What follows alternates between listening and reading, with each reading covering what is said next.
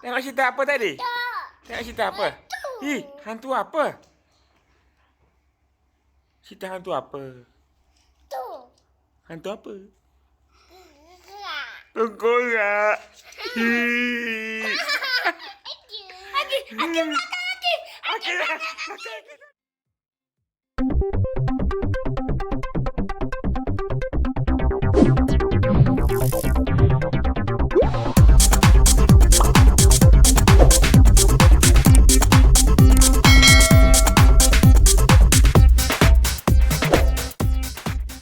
Assalamualaikum warahmatullahi wabarakatuh.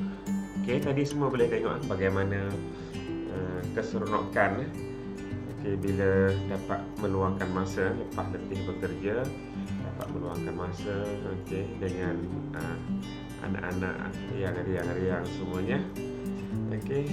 Alhamdulillah dia memberi satu kelegaan dan terapi yang sangat hebat dalam hidup kita.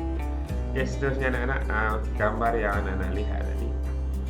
Dan yang sekarang ni adalah anak keempat Ustaz, namanya Akif Wafdan. Itu adalah sewaktu majlis akikah. Dan juga kita panggil cukur jambul lah, bersama dengan tok ayah dia tu. Anak-anak semua, kita pergi kepada objektif pembelajaran kita pada hari ini. Di akhir pembelajaran, insya-Allah para pelajar akan dapat yang pertama menyatakan maksud, hukum dan juga dalil akikah. Kemudian menjelaskan syarat sah akikah, menjelaskan perkara sunat akikah, menjelaskan juga tempoh masa pelaksanaan ibadah akikah ini, kemudian menjelaskan bagaimana pembahagian daging akikah dibuat, dan juga akhirnya dapat merumuskan hikmah daripada pensyariatan akikah. Baik anak-anak, kita pergi kepada pengertian akikah. Bagi anak-anak yang perlu merujuk buku teks, boleh buka halaman 123. Maksud akikah ialah binatang ternakan, yakni al-an'am, yang disembelih sempena kelahiran bayi. Istilah al-an'am merujuk pada binatang ternakan yang berkaki empat. Ayam, walaupun kita ternak ayam, tapi dia tak panggil al-an'am. Sekejap lagi kita lihat apa jenis-jenis al-an'am yang diharuskan untuk kita sembelih sempena ibadah akikah. Hukum akikah anak-anak ialah sunat muakkad. Sama ya hukum dia. Sunat muakkad seperti mana hukum kurban juga, dan wajib bagi yang bernazar. Bernazar ni macam mana? Bernazar ni contohnya pasangan suami isteri tu dah lama kahwin, 7-8 tahun tak dapat anak. Tiba-tiba mereka bernazar, ya Allah, kalau kami dikurniakan anak, kami nak berakikah seekor lembu contohnya. Kalau ditakdirkan Allah kemudian mereka dikurniakan zuriat, dikurniakan anak, jadi saat itu mereka perlu berakikah. Itu dipanggil akikah yang wajib kerana bernazar. Sabda Nabi sallallahu alaihi wasallam, al-ghulamu murtahanun bi'aqiqatihi yuzbahu anhu yawm as-sabi'i wa yusamma wa yuhlaqu ra'suhu. Hadis ni diriwayatkan oleh Imam Tirmizi. Apa maksudnya? Maksudnya setiap anak tergadai, kata Nabi, dengan akikahnya, maka pada hari ke-7 disembelih haiwan, diberikan nama pada anak itu dan dicukur rambutnya. Apa maksud anak tergadai itu? Tergadai maknanya, mengikut Ibnu Hajar dalam kitab Fathul Bari, tergadai maknanya seorang anak tidak dapat memberi syafaat kepada ibu dan bapanya. Sekiranya di akhirat nanti sekiranya ibu bapanya tidak pernah melakukan akikah. akikah untuknya. Jadi sebenarnya kita dapat lihat bagaimana kelahiran anak itu disambut dengan penuh kesyukuran. Abah dengan mama dia buatkan majlis akikah. Kemudian rupa-rupanya tidak berhenti di situ. Pengkisahan ayah dan anak, ibu dan anak ini akan dibawa sehingga ke hari akhirat, sehingga membolehkan anak yang telah pun diakikahkan akan datang diberi ruang oleh Allah Subhanahu Wa Taala untuk menyelamatkan ayah dan ibunya, memberi syafaat. Masya Allah, sangat hebat. Jadi baik anak-anak, kita lihat pula syarat-syarat sah akikah.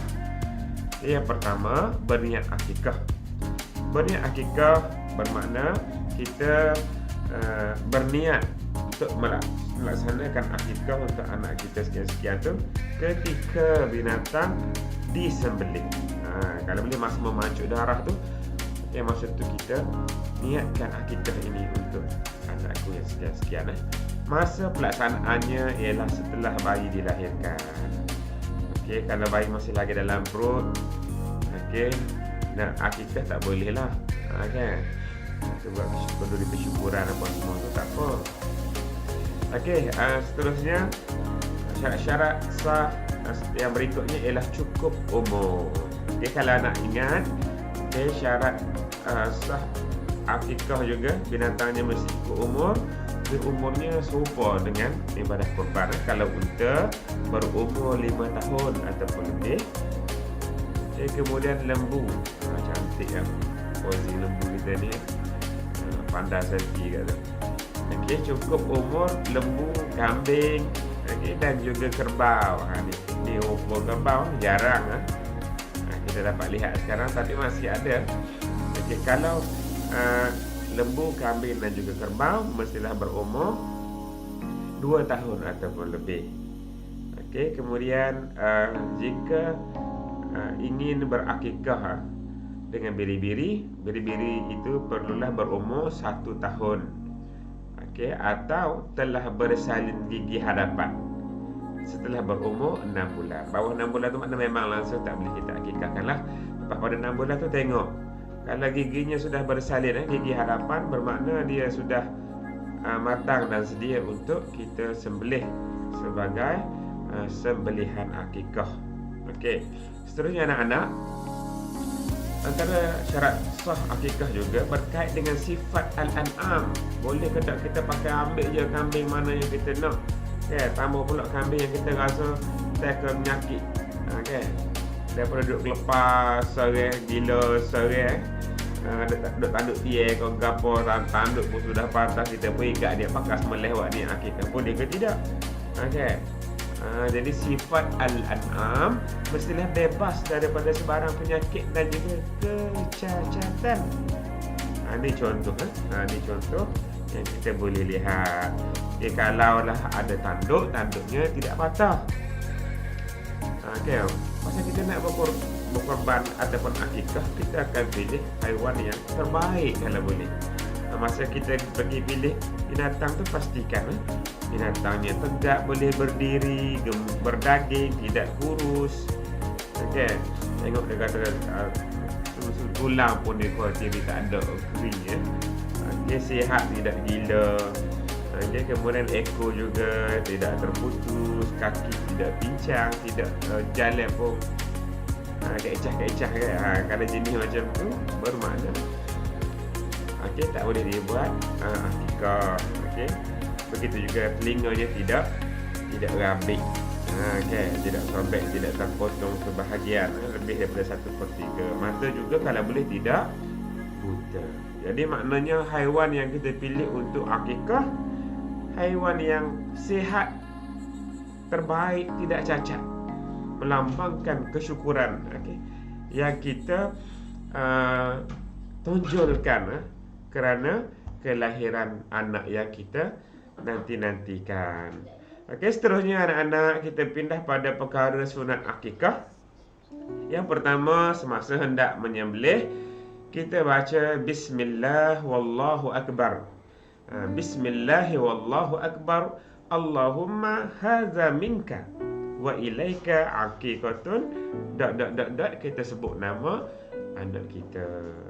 Nak sebut-sebutlah hak pentingnya.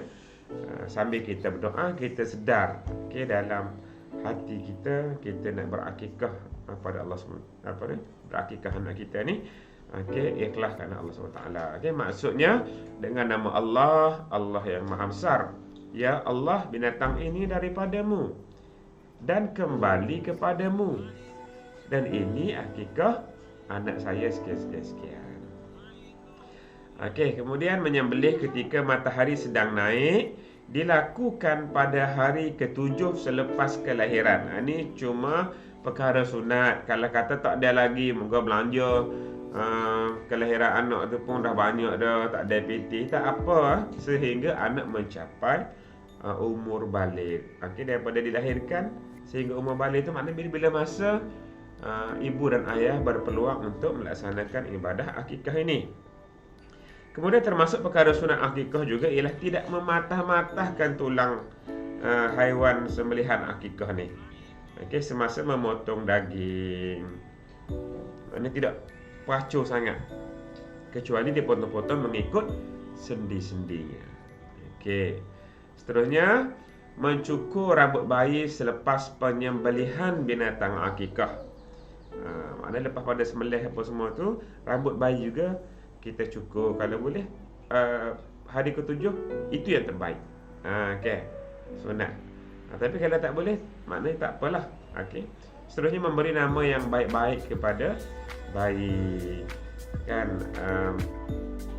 Antara nama yang menjadi kesukaan Allah ialah Abdullah dan juga Abdul Rahman. Nak beri nama lain pun tak apa, biar nama yang baik-baik lah. Janganlah letak nama ikut dia. Tak dapat letak nama Sultan Muhammad kelima kena, kita pun bubuh anak kita Muhammad Jambatan Pulau Pinang kedua. Tak comel lah. Kita tak apalah, suka-suka hati kita, tapi anak saya akan menanggung. Seterusnya bersedekah dengan emas ataupun perak. Dia punya timbangan dia seberat rambut bayi yang telah dicukur. Timbang rambut bayi tadi, kita jangan buat lepas pada kita cukur tu kita timbang. Kemudian dengan timbangan itu kita sedekahkan dalam bentuk perak. Seterusnya anak-anak, tempoh masa pelaksanaan akikah.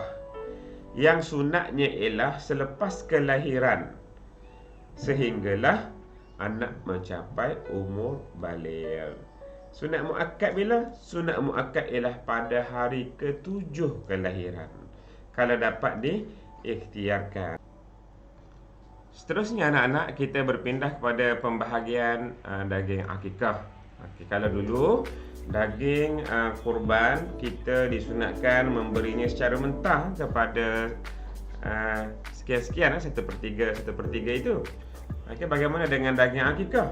Daging akikah, yang pertama kita kena faham, digalakkan sunat untuk dimasak manis.